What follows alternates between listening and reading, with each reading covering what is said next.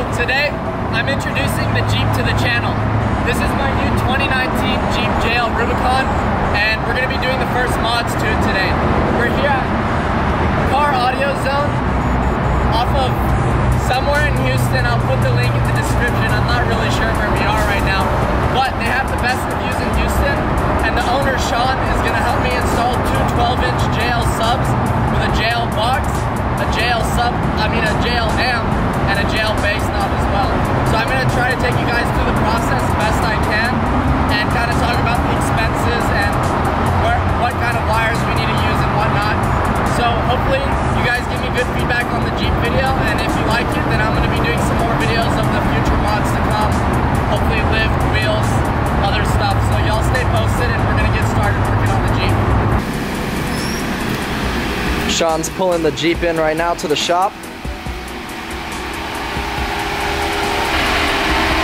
And then right next to it, we got a 911 Turbo Cabriolet. They're doing a full audio upgrade on that as well. So now we're ready to get started on the install. This Porsche sounds good. Shoot, okay guys.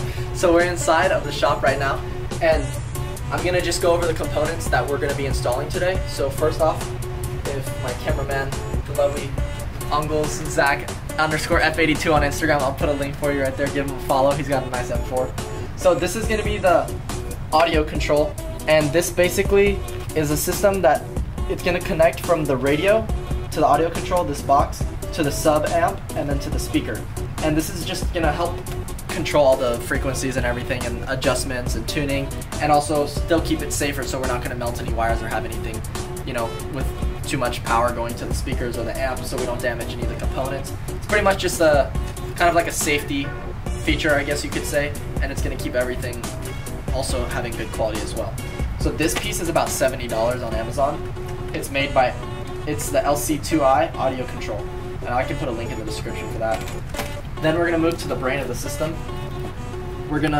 So first off, I'm trying to stay as much JL audio with all the parts, as you're gonna notice. So for the main components, I'm staying with JL just so that I can match it all together. A lot of people recommend I do this, and so I'll let you know how it goes. So this is the JL JX500 1D 500 watt amp, and it's a monoblock Class D subwoofer amplifier. So they're gonna set this up for me probably under one of the seats, kind of try to hide it a little bit, but this is a pretty good amp. I actually have, I believe, the same amp in my Tundra, and it's more than strong enough for the speakers I have there. Then we just got a simple JL audio RBC1, just a bass knob. We're gonna hide that as well somewhere, probably on the panel by your foot. And then we're gonna be using some DV-Link 4-gauge 100% copper wire to wire everything up, as well as some Rockford Fosgate signal cables. So I guess these pieces are the only ones that are not JL audio, and then our amp, our bass knob, and then now I'm going to show you the meat of the whole build, or modification rather, is the box and the subs. So we're going to turn around over here. This is called the bass wedge from JL audio, and it's actually pre-assembled like this. It's the box and a 12-inch subwoofer, two 12-inch subwoofers set up. So this is actually made all together. This is how it comes from JL. As you can see, it's got some nice embroidering. JL audio, slot ported bass wedge. So this is a ported system because the Jeep is all one cabin. So I've been told that the slot ported systems are better for whenever you don't have a separate trunk setup versus cabin setup. So for example, SUVs, Jeeps, trucks, stuff where the speakers are going to be in the actual cabin, that a ported system is going to give you a better, I guess, frequency throughout the cabin, because this is going to allow for air to come in and out, and it's going to help resonate throughout the cabin better. If you're doing a system in, like, for example, maybe a sedan car where your subs are going to be in the trunk, then you probably don't want the ported system. You want a sealed system. That's going to provide for better quality in a car setup where you have seats barricading between the speakers and the actual cabin.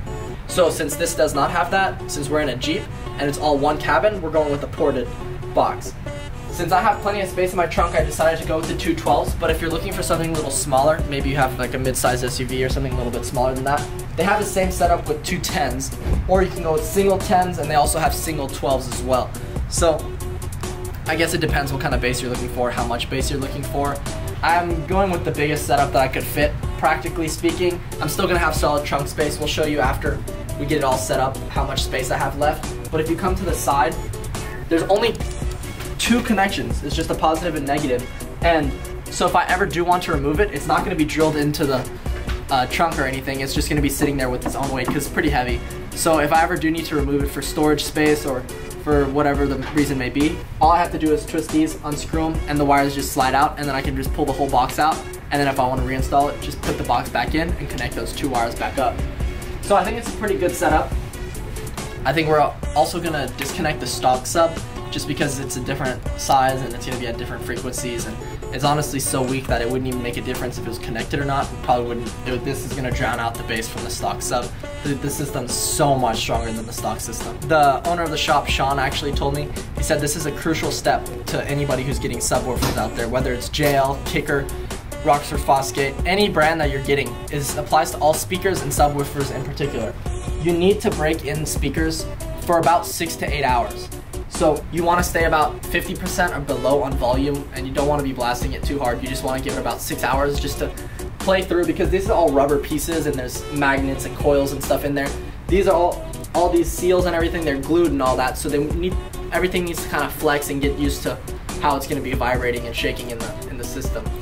Alright, so that's enough talking. We're going to give the parts over to the men in the shop back there. They're going to help us take care of this. I think they're getting some of the panels and stuff off right now, so we're ready to go as soon as we're done filming this. And we're going to start unboxing it and assembling everything. I'm going to take you to each step and I'm going to show you guys how it goes. Okay guys, so we're at the trunk of the Jeep, as you can see. I'm just going to show you the stock sub where it's at.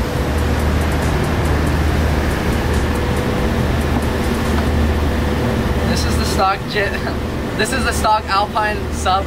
I think it's a 12-inch, but it's a shallow sub. It's not deep subs like these that we're installing. So this thing is gonna pretty much junk. There's no point in removing it because then you have to put new panels and stuff. We're just gonna leave it there because it's kind of already out of the way, but we don't want it to interfere with the quality of the new subs.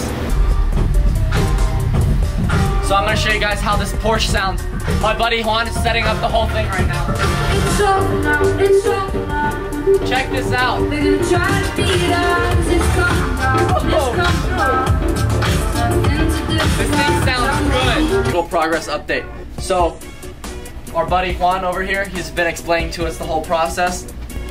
He told us that first we got up in the front, this is our copper wire, that this is gonna be ran to the battery so that we got power to the amp and the speakers and all that.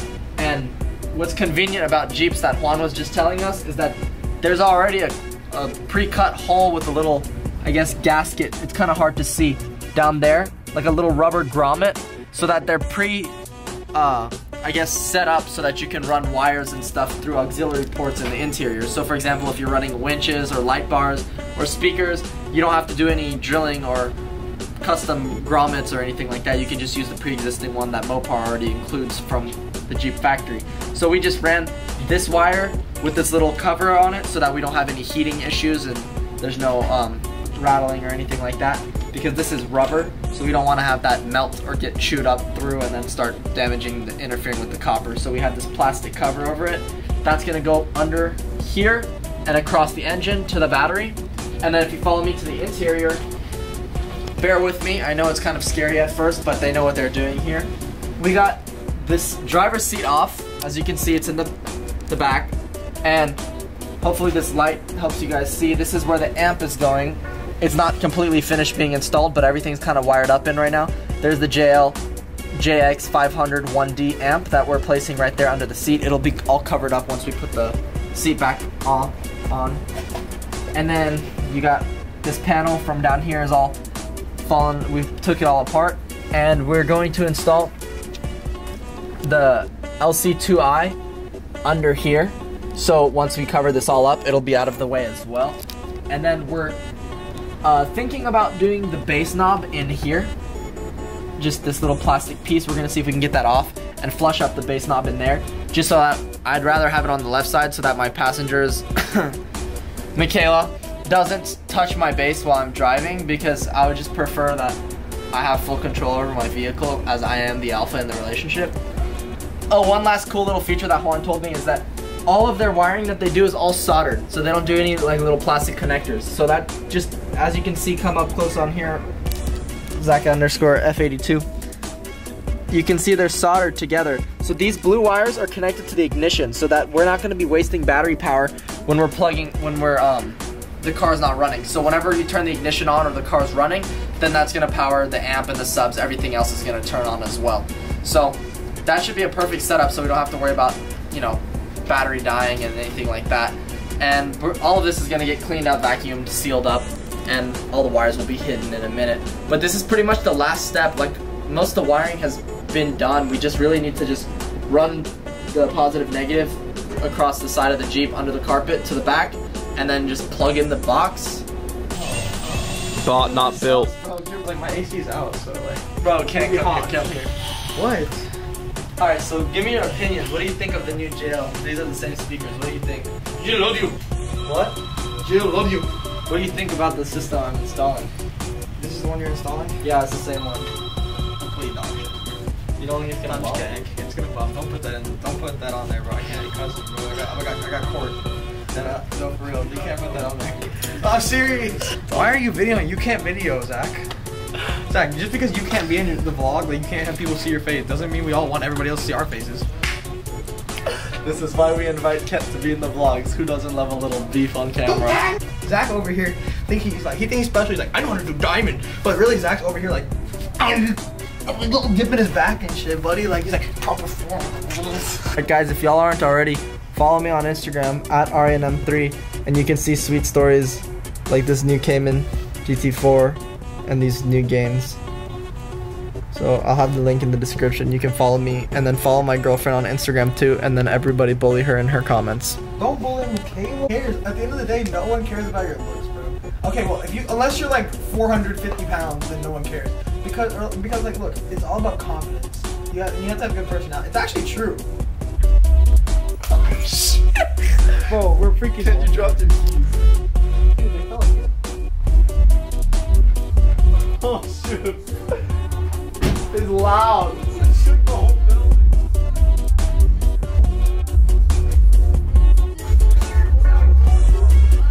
You'll break my window.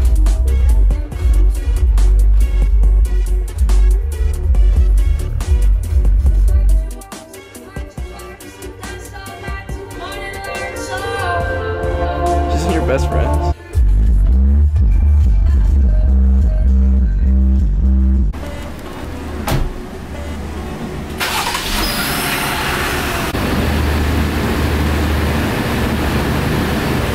Okay, so the install is done. We're back at Zach's house right now, and I'm just gonna play a couple audio clips right now. Hopefully I don't get demonetized or whatever, but if I do, it's fine because I'm not monetized in the first place because I don't have enough views, so make sure y'all watch all my videos.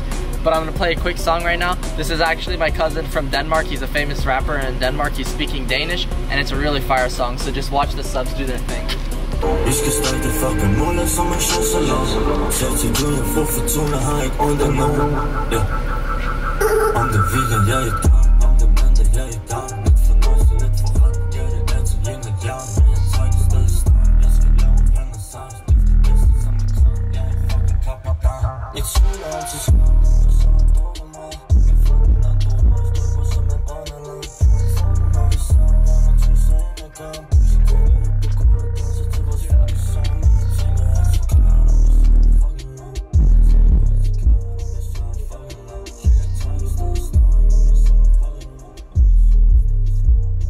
Be confident. Don't be like. I'm quite confident actually. Oh, you're being. Guys, so that concludes the install. We're filming in front of Zach's neighbor right now, and I hope you guys enjoyed the video.